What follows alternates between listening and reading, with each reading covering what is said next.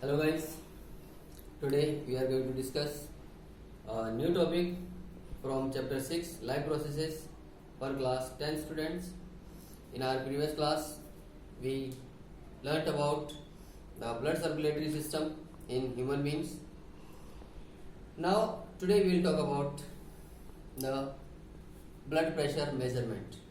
Okay, यानी हम किसी पेशेंट में ब्लड प्रेशर किस तरह से मेजर किया जाता है वो आज देखेंगे और इसके साथ थोड़ा सा आइडिया हम लेंगे, थोड़ा सा इंट्रोडक्टरी आइडिया हम लेंगे about lymph and lymphatic system. So guys let's start. देखिए, जब किसी पेशेंट का ब्लड प्रेशर मेजर करना होता है तो उसके लिए जो इक्विपमेंट डॉक्टर्स यूज करते हैं वो है स्फिग्मोमैनोमीटर. स्फिग्मोमैनोमीटर के जरिए ब्लड प्रेशर को मेजर किया जाता है. इसमें एक रबर कप होता है, यानी रबर का कपड़ा होता है जिसको उस पेशेंट के अपर आर्म के ऊपर लिपेटा जाता है. ठीक है, रबर कप के साथ लगा होता है एक ट्यूब, जैसे जिसमें पंप होता है जो एयर उसमें से हम ब्लो करते हैं और वो रबर कप में एयर भरने से वो फूलता है. Okay, that gets inflated. और उसी के साथ एक दूसरी जो ट्यूब लाइक स्ट्रक्चर कनेक्ट होती है वो दूसरी तरफ स्केल से कनेक्ट होती है. यहाँ पर मरकरी के थ्रू हम उसकी रीडिंग्स को मेजर करते हैं. ओके, अपर प्रेशर और लोअर प्रेशर यानी हाई बीपी और लो बीपी को मेजर किया जाता है. राइट, और इसके साथ डॉक्टर्स स्टेथोस्कोप का भी इस्तेमाल करते हैं ताकि वो साउंड सुनी जा सके. तो let us see how this measurement is done. देखिए, सबसे पहले जब किसी पेशेंट का ब्लड प्रेशर मेजर करना होता है तो डॉक्टर उसकी अपर आर्म के यहाँ चारों तरफ वो रबर का कप लगाते हैं जिसको जो कि वेलक्रो के थ्रू यहाँ फिक्स कर दिया जाता है.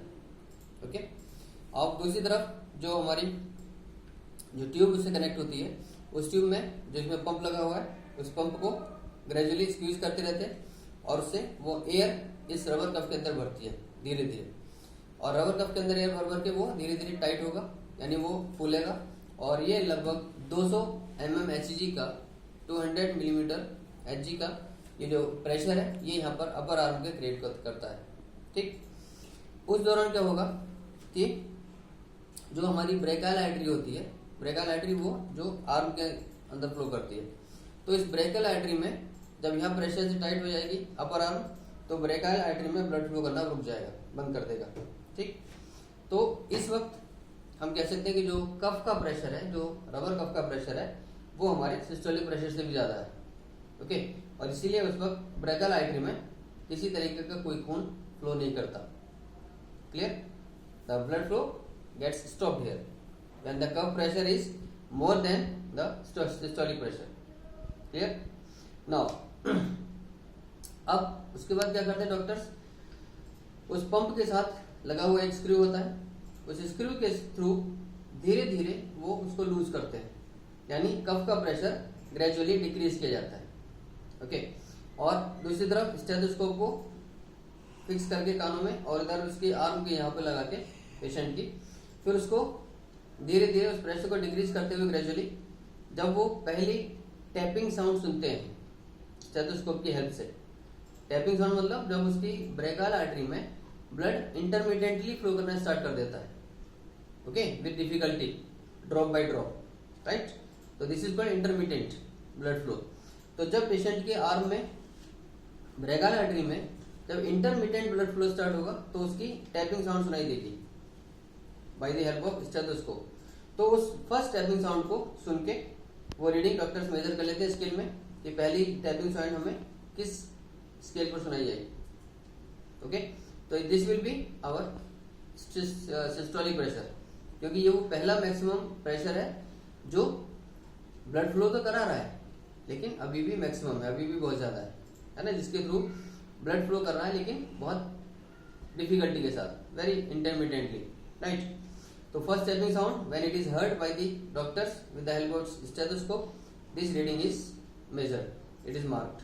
राइट, अब धीरे धीरे फिर उसको एयर प्रेशर को और डिक्रीज किया जाता है स्क्रू के हेल्प से, और धीरे धीरे स्क्रू डिक्रीज करते करते जब इतना डिक्रीज होने लगता है एयर प्रेशर यहाँ कफ के अंदर कि जब वो जो टैपिंग साउंड थी वो सुनाई देना बंद हो जाती है. टैपिंग साउंड सुनाई देना बंद होती है, इसका मतलब ब्लड स्मूथली फ्लो करने लगता है, इजीली फ्लो करने लगता है ब्रेकियल आर्टरी में। तो उस वक्त जब ब्लड की टैपिंग साउंड सुननी बंद हो जाती है, उस वक्त के भी प्रेशर को मेजर कर लिया जाता है।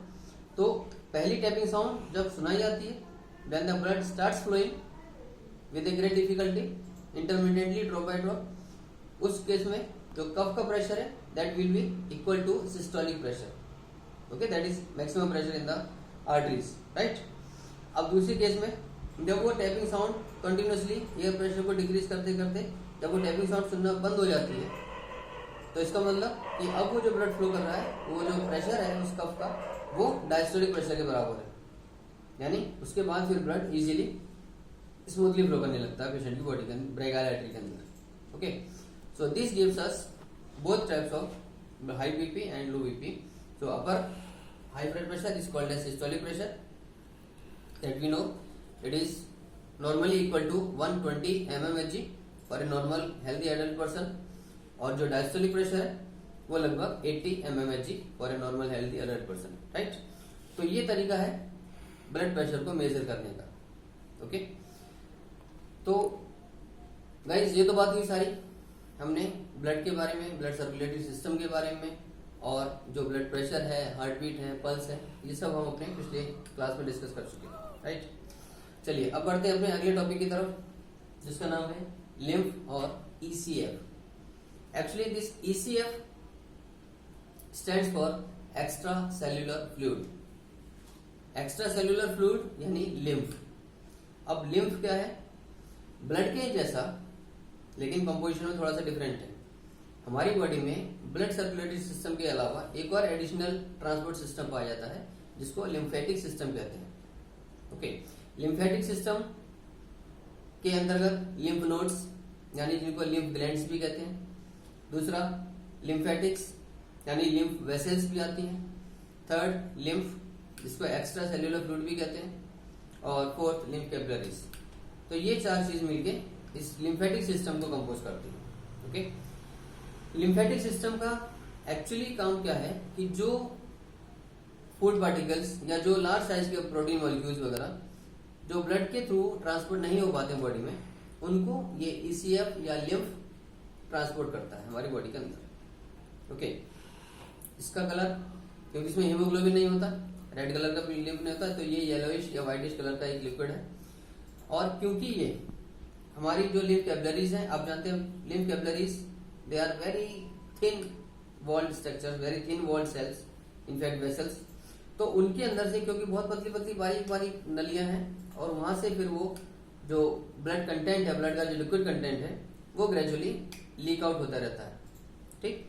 और उसके साथ कुछ डिजोल्व मटेरियल्स, जो डिजोल्व फूड पार्टिकल्स वगैरह हैं, कुछ मिनरल्स वगैरह हैं, वो चीजें हमारी ब्लड कैपिलरी से बाहर सीप आउट होती रहती है, लीक आउट होती रहती है, और वो सेल्स के बीच में इधर उधर पूरे बॉडी में पाया जाता है। तो क्योंकि ये सेल्स के बाहर पाया जाने वाला और टिश्यू से या सेल से डिराइव्ड एक फ्लूइड है, तो इसीलिए इसको हम एक्स्ट्रा सेल्यूलर फ्लूइड भी कहते हैं, राइट। तो ये लिम्फ है या एक्स्ट्रा सेल्यूलर फ्लूइड है। अब जैसे मैंने बताया कि लिम्फ के थ्रू जो एक तो जो बड़े साइज के प्रोटीन मॉलिक्यूल्स वगैरह हैं, बड़े साइज के जो फूड मॉलिक्यूल्स हैं, वो सारी चीजें भी बॉडी में एक जगह से दूसरे के ट्रांसपोर्ट की जाती हैं, ताकि उनको भी प्रॉपर्ली यूटिलाइज किया जा सके। और इसके अलावा लिम्फ के अंदर कुछ स्पेशल टाइप की लिम्फोसाइट्स पाई जाती हैं, जो कि WBC हैं, WBC के जैसी हैं, और वो हमारी बॉडी में जो जर्म्स अटैक करते हैं, जो इन्वेडर्स, जो इन्फेक्शंस कॉजिंग माइक्रोब्स होते हैं, उनको ये किल करने का काम करती हैं, just like lymphocytes, just like WBC। सो इसका मतलब कि लिम्फ का एक काम बॉडी को जो पैथोजेंस हैं, जो इन्फेक्शंस कॉज करने वाले माइक्रोब्स हैं, उनके हमें बॉडी को, उनसे हमारी बॉडी को प्रोटेक्ट करना भी होता है, ठीक है। और एक दूसरा काम कि लिम्फ के जरिए, लिम्फेटिक सिस्टम के जरिए बॉडी के अंदर जो हमारा डिजोल्व मटेरियल है, जो लार्ज साइज के मॉलिक्यूल्स हैं, वो भी एक जगह से दूसरी जगह ट्रांसपोर्ट किए जाते हैं। और एक और थर्ड फंक्शन होता है कि लिम्फ हमारी बॉडी में जो भी वेस्ट मटेरियल्स हैं, जैसे जो डेड सेल्स हैं, ठीक है, तो इन सारी चीजों की भी सफाई करता रहता है, इनको भी एक जगह से दूसरी जगह रिमूव करता रहता है। तो मेन चीज लिम्फेटिक सिस्टम, इसमें एक खास बात ध्यान रखने वाली बात यह है कि लिम्फेटिक सिस्टम के थ्रू जो फ्लो होता है लिम्फ का, वो केवल बॉडी ऑर्गन से और ब्लड सर्कुलेटरी सिस्टम की तरफ यानी हार्ट की तरफ होता है। Okay, so blood flows in both the direction, जैसा हमने पिछली क्लास में देखा, एक पल्मोनरी सर्कुलेशन है, एक सिस्टमिक सर्कुलेशन है ना। हार्ट के और लंग के बीच में जो सर्कुलेशन है ब्लड का, that is called pulmonary circulation, और हार्ट के और बॉडी ऑर्गन्स के बीच का जो सर्कुलेशन है उसको बोलते हैं सिस्टेमिक सर्कुलेशन। लेकिन यहाँ लिम्फेटिक सिस्टम में लिम्फ का सर्कुलेशन केवल यूनिडायरेक्शनल है, एक ही डायरेक्शन में होता है, यानी बॉडी टिश्यू से, बॉडी ऑर्गन से लेके, बॉडी सेल से लेके ये हार्ट की तरफ यानी ब्लड सर्कुलेटरी सिस्टम की तरफ को फ्लो करता है केवल। और 3 फंक्शन इसके मैंने आपको बताए, वेस्ट मटेरियल को रिमूव करना, प्लस जो हार्मफुल जर्म्स हैं बॉडी के अंदर जो इंट्रूड करते हैं उनको किल करना, उससे बॉडी की प्रोटेक्शन रखना, और थर्ड जो बॉडी में लार्ज साइज के मॉलिक्यूल्स हैं, स्पेशली प्रोटीन मॉलिक्यूल्स एक्सेट्रा, इन सब चीजों को भी एक जगह से दूसरी जगह ट्रांसपोर्ट करना। और ये सेल्स के अंदर सेल्स के बीच के जो इंटरसेल्यूलर स्पेसेस है वहां पर पाया जाता है, और इसीलिए इसको एक्स्ट्रा सेल्यूलर फ्लूइड भी कहते हैं। सो गाइस, इसके साथ हमने अपना transport system, blood circulatory system और लिम्फेटिक सिस्टम ये कंप्लीट किया। और बेसिकली लिम्फ जो ग्लैंड्स हैं, लिम्फ नोड्स जो हैं, वहां से ये लिम्फेटिक यानी जो लिम्फ सेल्स है ये बनती है, लिम्फोसाइट्स की फॉर्मेशन वगैरह वहां होती है। तो अब नेक्स्ट क्लास में हम देखेंगे अपना लास्ट टॉपिक इस चैप्टर का, यानी excretory system. Okay, out of 4 systems we have completed 3 here. In the next class we are going to proceed to the excretion and excretory system. So till then, take care, stay safe and keep watching videos, keep sharing with your friends and your well-wishers so that they may also get benefited by this, and keep studying honestly at home. Thank you, God bless you.